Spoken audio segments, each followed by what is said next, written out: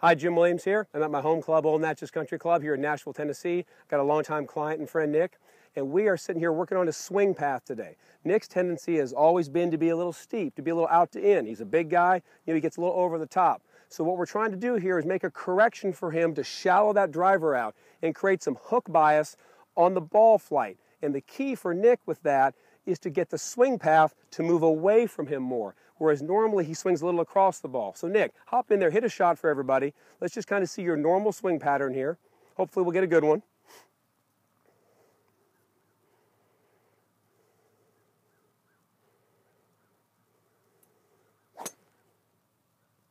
All right, so I'm watching that ball flight, and I'm going to tell everybody what happened. That ball started left of where he aimed and curved back to the right. So in essence, the club face was a little close to the target line, but he swung even farther left than where that club face was. And so for Nick to correct the issue, the club itself has got to move more down his toe line or out to right field. So I'm going to use a prop here to make a point.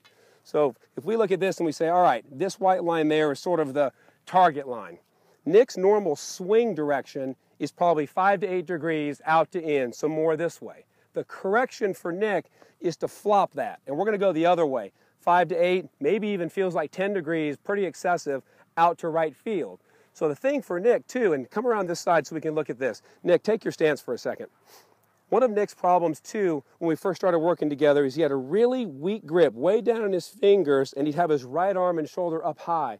That put him in a really blocked position. For those of you out there that sort of feel that or have a similar position where the right shoulder's high and the right arm is on top of the club really weak, what you want to feel is take your right hand off that club, Nick, and you've done a pretty good job with this. Bring that right hand underneath the club more.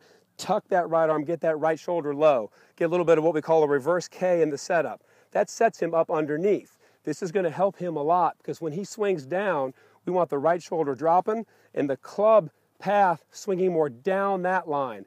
And that's the key for you, Nick, to put the right kind of tilt and curve on the ball. So let's do a practice swing first and actually do it really slowly. So what you're going to do here is kind of feel the correction. Take the club up, come down slowly, good, and feel the club coming in. So it's going to come down more from this way, and Nick's going to feel like the club is going to swing on that line right there. That's the goal. Nick, give it a try. Drop that right shoulder, good job.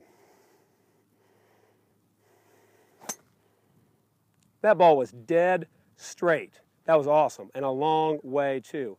He might have pulled it a little bit, but let me tell you what, folks, there was no curve on that ball. So that path right there changed dramatically. If he pulled that club across the ball more, that ball would have tilted and curved back to the right, and that's his nemesis, is the ball that curves hard to the right. That ball is right down the middle. You can play some good golf from the middle of the fairway. Nick, thanks for helping out. Good luck.